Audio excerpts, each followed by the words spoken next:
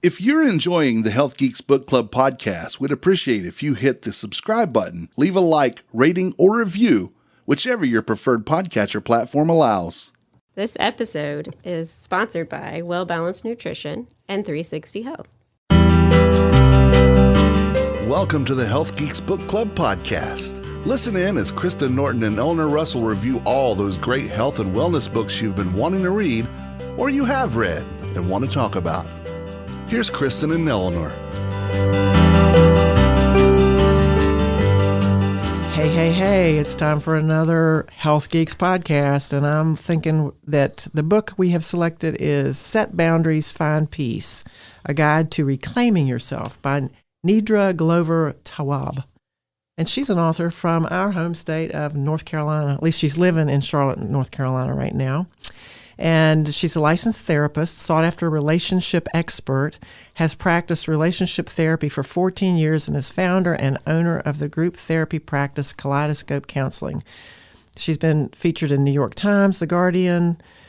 She's written numerous podcasts or appeared on podcasts, and I would say she's a podcast queen. But Kristen, you're joining me today, as always, another health geek, but we've invited another health geek into the group today. So we're welcoming Jennifer Locklear from Louisville Family Counseling. Thanks so much for having me. Yeah, because she works in this arena and I don't.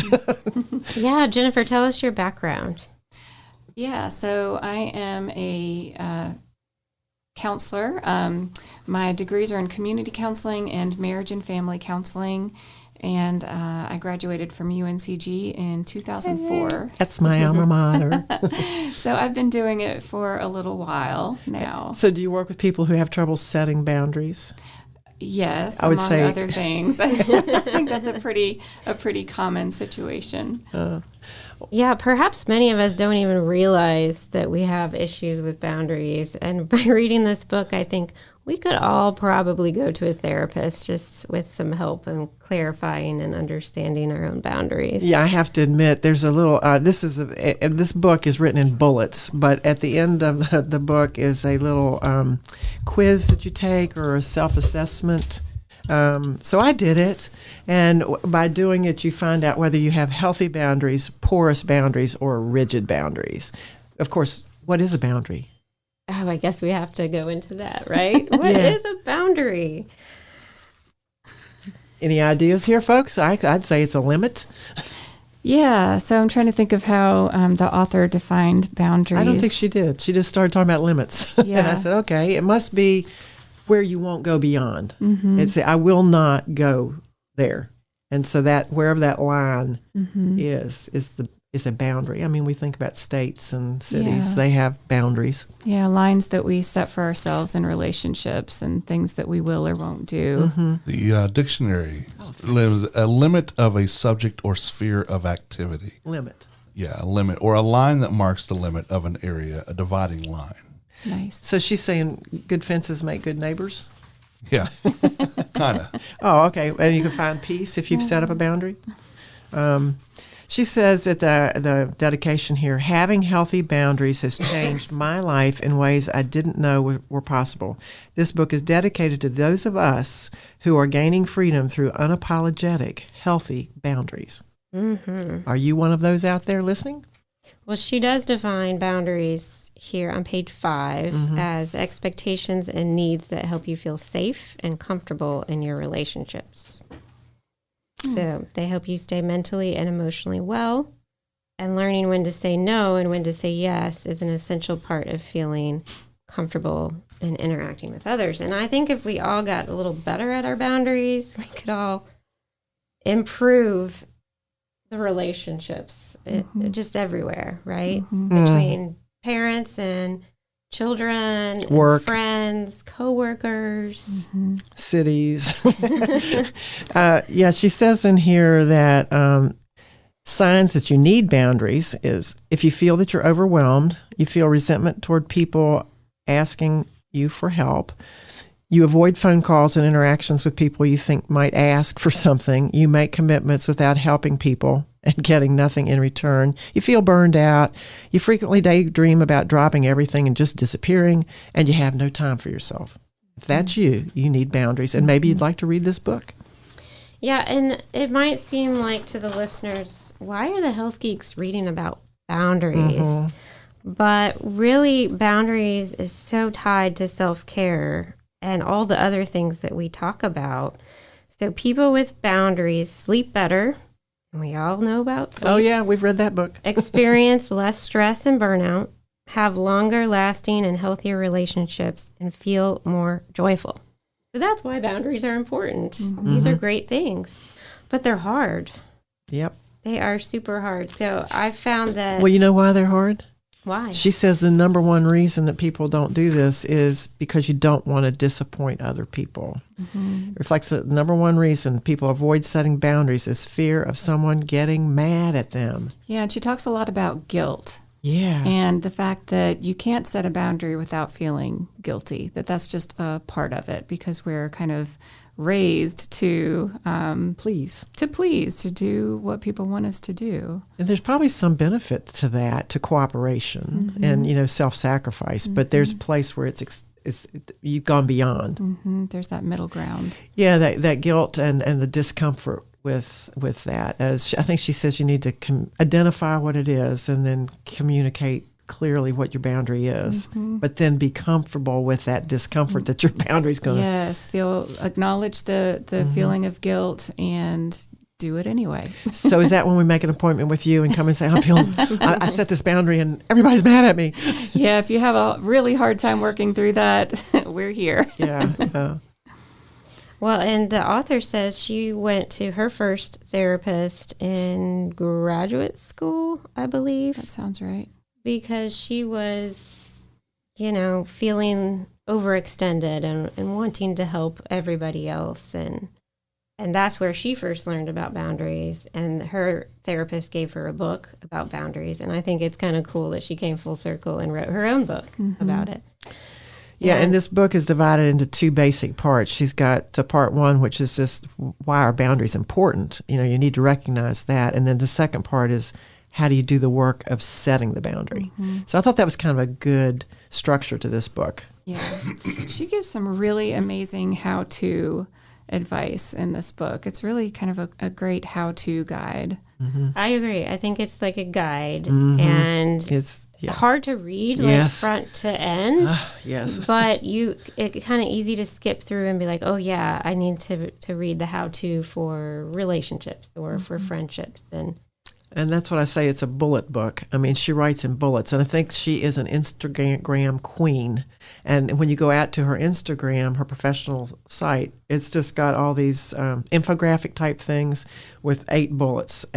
And so that's kind of been pulled into this book. But they're wonderful. They're like clear. And if you had a problem with a worker, you could go to this chapter in here and say, oh, okay, that's the problem. That's what I can do about it. Let me try that. So I think it's a really good guide, like you said, a guide. So I'm wondering, for me, and maybe this is just telling, but boundaries feels like a new concept that I'm learning in adulthood. And why is it that we don't necessarily learn boundaries early on? Is that just me, or do you feel like we're learning more and more how, as a society and within families, how to set healthy boundaries? What are your thoughts, Jennifer? Yeah, that's a really good question. So I think we've been talking about boundaries since I've been a therapist, but I don't remember, I'm 46 at this point, so I don't remember like in the 70s and the 80s, I don't remember conversations about boundaries. My parents would have conversations with me about, do this, don't do that, don't let people treat you this way. But we didn't call it boundaries. We called it being safe, which is part of the definition that you read about boundaries, keeping us safe. Yeah, and I think part of parenting was back then, was setting the boundaries for your children. I can remember we had one telephone in the house, now technology has changed that tremendously. We had a TV later in my, Tim and I are from West Virginia, so things are a little different up there, right? Yeah, things are a little bit different. Yeah. And they may have been different in other states at the same time. But I can remember getting phone calls and being asked to go to parties and stuff, and my mother would draw the line. No, you have to stay home and study. No, you have other commitments. No, we do this in our family.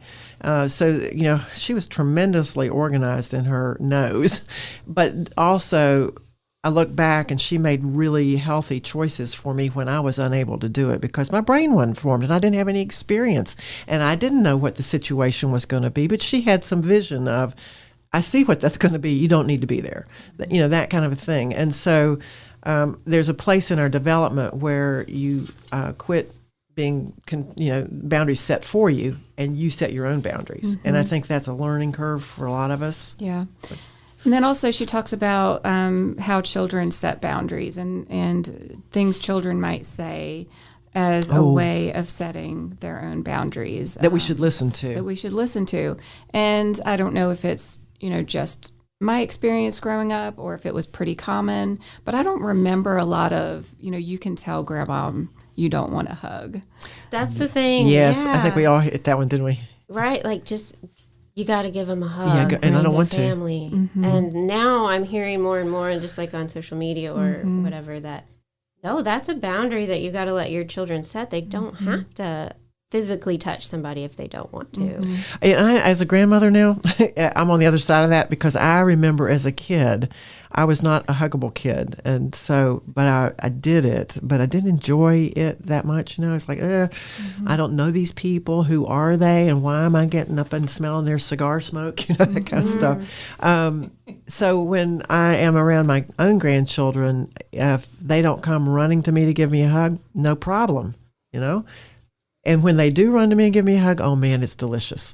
So you just have to see their moods and see, if they're busy with something else. No, you don't need to call them away from that. And that's an artificial relationship. You're changing the boundaries of I want to show my affection for you versus I have to. Another emotional boundary that I feel like is new, or we're starting to stand up for with children, are the cliches like boys don't cry. Yeah. Or stop crying, you'll be okay. Even with girls, right? Like now we're realizing, well, they can feel their emotions. So I'm glad to see that kind of coming around a little bit more. Yeah. But she goes into the different types of boundaries. There's 6 different types of boundaries.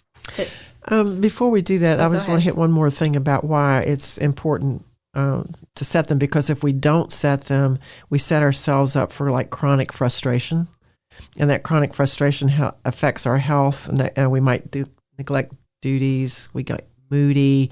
We become passive aggressive, which is one of the things we'll get into. But an article published in the Harvard Gazette found that doctor burnout costs the healthcare system $4.6 billion a year. As a result, doctors make critical medical mistakes, misdiagnose illnesses, prescribe the wrong medications, and are not paying attention to essential details. So just in that one group of people that, if we don't address burnout, look at the ripple effect of what happens. Yeah, that was striking to read that. Yeah. Yeah, boundaries in the workplace, I feel, are extra challenging because certain fields, like physicians, they're just set up. Yeah. And so being married to a physician, Yes. I've seen kind of how the field has changed. But when he started in his training, it was just like extremely long hours. And that was a just test. how you did it. And it was a test It to was a see what test. your abilities are. It was an initiation and a rite of passage, and it was brutal. It was brutal. And now And the damage from it is what we're, finally you were reading. admitting and saying, this is not a good rite of passage. Yeah. Maybe that's not the best way to do things. Yeah. And so let's get to the 6 types, because I thought that was interesting. Right. So just briefly, physical boundaries, sexual boundaries, intellectual, emotional, material, time boundaries. On that material boundaries, I was having a conversation the other day with someone about don't loan tools to somebody because if you do, they're going to come back and the screwdriver is going to have a twitch in it, or the drill bit's going to be missing because they don't care about your tools like you do. But, when someone asks you and you have one, then that guilt comes in if you say, no, I don't loan my tools. Well, what kind of a jerk are you? That kind of a thing. Or your car. Loan your car. A big one. I'm a big jerk. Yes. Yeah, I'm happy with it. I'm sorry my boundaries disturb you. As a therapist, Jennifer, what do you feel like, and I think Nidra goes into it as well, like, where do we go wrong with setting boundaries, and like what could have happened to us to make it hard for us to set boundaries? Mm-hmm. Well, going back to kids being able or not being able to set boundaries, I think that, sets us up a certain way for it being easier for us to do or harder for us to do. If we don't have freedom to say no as a child, how much harder is it to be able to do that as an adult? I think, even like being able to say no to hugging this uncle or grandpa, how does that set us up for being able to avoid, sexual abuse or something like that later on in our lives? And you mentioned self-care, and the author goes into, so kind of going off on a slightly different topic. That's good. Self-care isn't necessarily, going to get your nails done and getting your hair done and going to the spa and things like that. Like, we talk about self-care in that way, and that can be a great way to take care of yourself. But is it addressing these kinds of things? So I think there's a lot of freedom in boundaries. It frees us up. Like if we have material boundaries, it can free us up financially. If we set time boundaries, it frees us up to do the things that are important to us and to be able to take care of our own needs and do self-care that way. To that metaphor of the putting on the mask first in the airplane is always like the thing that comes to mind first for me. If you don't take care of yourself, really, what do you have to offer others? And are you giving others your best self? So it may seem selfish, and others may perceive it that way. And I think that is a challenge that as society, I think even as an individual, overcome. that idea of I'm being selfish, and I'm taught to be selfless. So what do I do with how do I resolve that conflict in myself? Yeah, and it's to understand the value of the selfishness of that. To say, if I don't take care of me, I become a burden on everybody else. So that really is a foundational care that you're doing for other people. Caring for yourself. Yeah, I wrote down this part in the book. The ability to say no to ourselves is a gift. If you can resist your urges, change your habits, and say yes to only what you deem truly meaningful, you'll be practicing healthy self-boundaries. And she says, exhibit the boundaries you wish to see in the world. So starting with us, taking care of us, and then that'll ripple out to other people. I think you can't change people, but you can change how you deal with them. She has a list of these bullets on well into the book where she says you can change what you accept, how you react to these other people, how often you interact with them, how much space you allow them to take up, what you participate in, what role they play in your life, what people you have contact with, who you allow in your life and your perspective. You can control that, she's saying, but it takes a little bit of strength to go up against the resistance or that discomfort that she says you got to get comfortable with. And that's where I think this book is helpful for people. If you're uncomfortable with that resistance, don't you feel like she gave some really good action steps and concrete examples? Yeah, of what kind to of do some or say? if-then situations. Yeah. Yeah. And she readily admits and acknowledges that resistance, you're going to hit that resistance. And I think that's when she talks about consistency, not expecting people to fall in line the first time, not expecting them to get it the first time or things to change immediately, that we have to be consistent with these boundaries and follow through with them.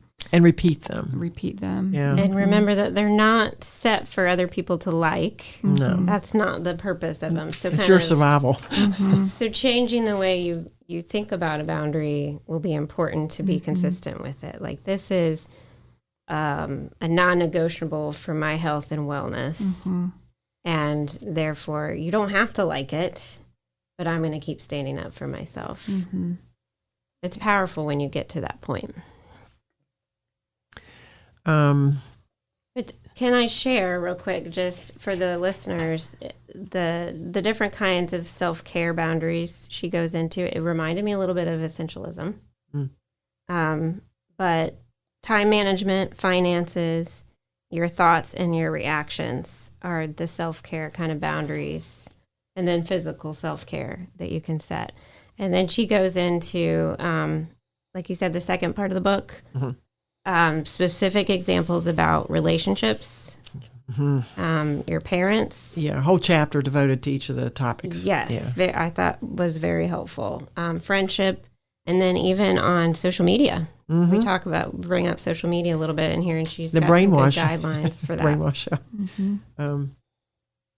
Yeah, I think the steps and how to set the boundaries. So, as a practitioner, do you see a lot, Jennifer? Do you see a lot of? Tell us a little bit about your experience in the clinic, or your. It's not really a clinic, I guess. Your in practice, the office. In your practice. Are there mostly women that will confront this and ask for help on it, or do you find couples? And when you're working with couples, you said you did marriage, and there's a chapter in here about those relationships. Do you help them learn to say things to each other? I don't know that I see it more in one population than another. I guess it just, we deal with it as it comes. But yeah, it does present differently in relationships than it does, with individuals. But we aren't individuals by ourselves. We exist in various systems. So, yeah, people with boundary difficulties with work, which can be challenging because, jobs have expectations and they're not always folks to people saying no. that can be a challenge for folks. I've talked to a lot of people who complain about work all the time, and they say, I got a job, but now they're asking me to do this and they're asking me to do that, and I can't do what they said they wanted me to do in the first place. And I start saying, well, have you said, why don't you pick which one of these is important for you, because I can't do all of them. But the hesitation is, if I say that, I'll lose my job. Right. And the fear of the financial loss paralyzes people. Yes. But what I learned in this book was, for me, when I hear those conversations, I just say, you need professional help. I'm not equipped to really help you with that. Right. Let me guide you to a professional. Yes. And that's my boundary, because I don't have to take their problem on and solve it for them, which is something that I like to do. And that becomes, directive and controlling, and that's not good either. Yeah. So, in therapy, we can really go into the nuances of those things, what they've tried before, what they haven't tried, areas that they haven't explored yet, to where they can, gain some more freedom in their job or set boundaries, or even, is this the right field for you? And what would it take to do something different? So, it's complicated and there's a lot to it. So there's not one easy answer. And I bet the time frame is different for people. I think Nidra mentions helping people. She gives them guidance, and they do one of the things, but are not willing to do. And then maybe 2 years later, they try the second thing. So, do you see a time variance with people really ready to make these changes? People are ready, in their own time to make certain changes. And we probably have all experienced that in our own lives, being ready for maybe one, but not the other. But it comes. And taking all of them on at once, do you recommend that? Like all the changes in all the fronts, all 6 of those areas of boundaries? That can be a bit much, and maybe setting ourselves up for a really difficult time. So, I'm an advocate of, slow and steady wins the race. But would you recommend doing as many as you think you can get away with at a time? Again, that's different for everybody. Yeah. That's part of the conversation, All the more reason to seek that therapist. We want to set folks up for success, whatever that looks like. Yeah. and it's a personalized road. And are you seeing in your field a higher demand? Because I think every time I listen to you, you say we're hiring someone new, and we have 22 people on staff now. I mean, is there a bigger demand? Are people needing your services more now, or what's going on? Well, there does appear to be a mental health crisis. Which is part of our wellness plan, right, Krista? Yes. Yeah. So more and more people are seeking counseling. Folks who have been in counseling are returning. Folks who have not been in counseling previously are giving us a call. So yeah, it seems. I'm not sure why it's more of an option now than it was before. I feel like it's been normalized a little bit more in society. Like you don't need to be,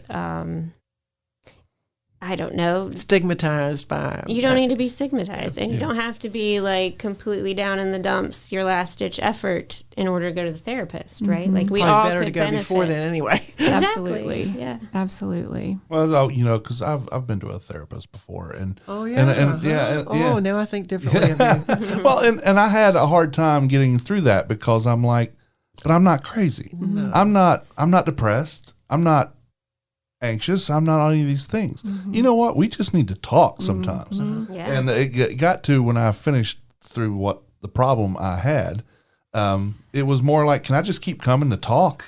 I mean, I'm willing to pay for it, but am I? And they're like, okay, sure. Yeah. There's something amazing about talking through something. It's problem solving. It is. You work it out, oftentimes just by talking about it. Sure. I mean, If you're around someone that can listen and that's the key. Interject only That's when the key. deemed appropriate. Yeah. So that's a skill set. Yes. And that's why we do what we do. And that's why Nidra says, don't try to be a therapist for your friend. Send them to someone who has that skill set. Yeah. Yeah, but one of the things that I saw in here, which you can do as a friend, when someone's asking you or telling you something, you can say, "Are you asking me for advice, or do you just want me to listen to you?" That was good. I wrote that down. And I have had that experience with my adult son, who is telling me stuff, and I want to say, "Well, that's a bad idea, and you need to do this." And he stops me and says, "Mom, I'm not asking for advice. I just want you to listen." And I go,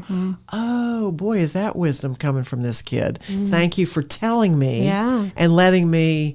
Stop, and we can still have a relationship, because if I keep that up, it's going to distance this. This is my favorite son, which I have one. I have Good one for of those him. too. Yeah, a favorite. Well, and I've my wife and I had that discussion too. I kind of got nippy with her, and she's like, "You know what? That was my fault. Instead of offering solutions, I think you just needed to comfort." Yes. And there's a difference. So we now have this thing between us. Is this something that you need comfort on, or just need me to find a solution with you? Yeah. And that was helped. That was a big deal. Yeah. That is a recommendation that I make to couples that I work with, is to like signpost it. This is what I'm looking for. Yeah. And sometimes that changes during the course of the conversation, or sometimes you don't really know going in what you're looking for. But as you get feedback, you learn real fast. You recognize very quickly, I don't want that. this is what I want, or no, this isn't what I want. Right. But if you can work through that as a part of the conversation, and just say, actually, I'm not looking for advice right now. I just need you to listen and agree with every single thing I say. Yeah. Be on my side here. Yes, be on my side here. Yeah. And then later on, now I think I'm ready for some advice. What were you saying earlier? Yeah. So it can change along the way. Yeah. Yeah, yay for clearly stated boundaries. Well, that's what she says. Be clear, be direct, and be comfortable with what it is. And when you're being clear, you have to say things like, I want, I need, I expect. That's very clear. And it's easy to understand on the other side. It's, oh, okay. Yeah. It starts becoming a language you can use. Yeah, and she says never apologize for doing it. Because, that can undercut the whole thing. You set this boundary up, but, So there's probably more that we could talk about in this book. And this has been a great conversation. And I just have one more little quick question, which may take time, for Jennifer, since she's here, is if people were going to seek a counselor, are there certain things they should look for? Are there credentials or How do you select?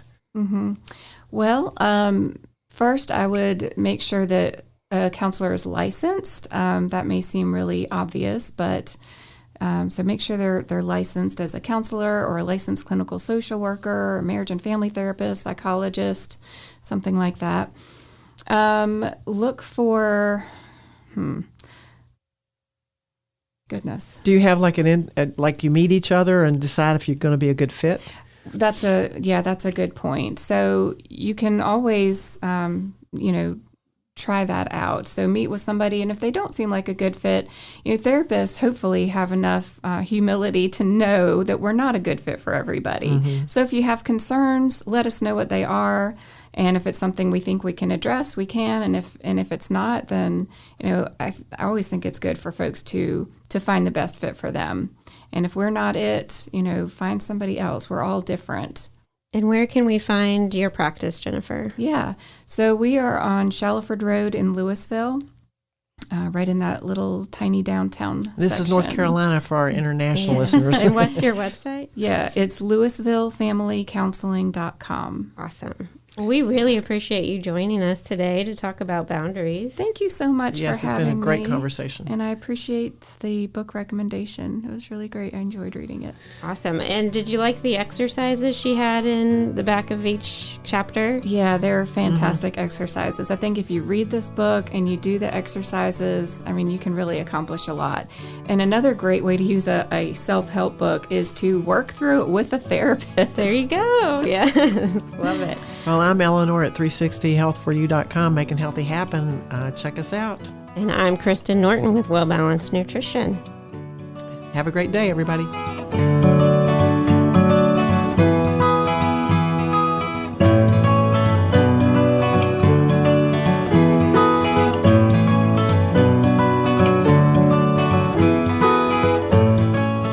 And opinions stated in this podcast are solely those of the contributors and are not necessarily those of our distributors or hosting company.